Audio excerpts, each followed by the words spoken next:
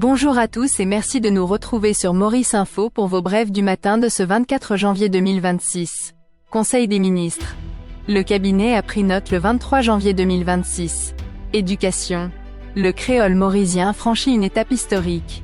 Le cabinet donne son feu vert pour que la langue nationale devienne une matière principale au niveau du Higher School Certificate HSC dès la rentrée 2026. Coût de la vie.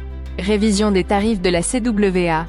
Face aux difficultés financières de l'organisme, seules les familles sur le registre social consommant moins de 6 mètres cubes par mois resteront exemptées de frais. Pour les autres, la fin de certaines gratuités se précise. Vers un nouveau Industry Bill. Le gouvernement prépare une législation moderne pour repositionner Maurice comme un hub industriel mondial, ciblant des secteurs de pointe comme la pharmacie et les technologies vertes, développement portuaire. Après une série de réunions ministérielles, l'accent est mis sur l'acquisition de nouveaux équipements et le projet d'Island Container Terminal pour booster la capacité du port.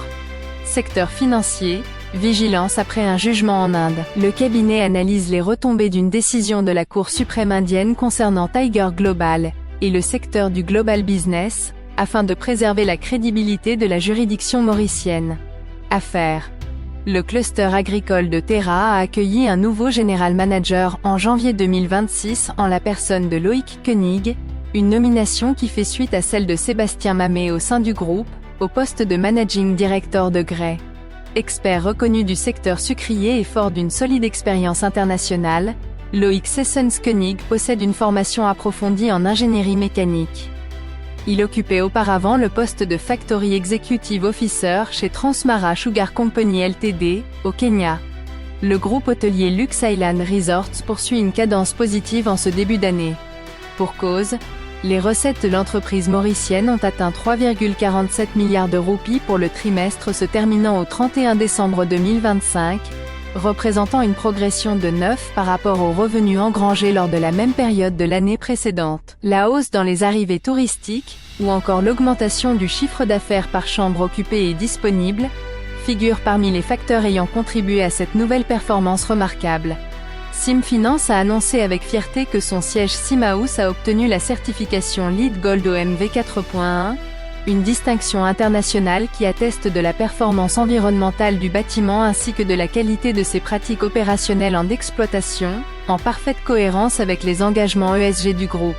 Avec cette reconnaissance, Simhouse devient le 6e bâtiment à Maurice à décrocher une certification LEED Gold, tout en enregistrant le score le plus élevé de cette catégorie à l'échelle nationale.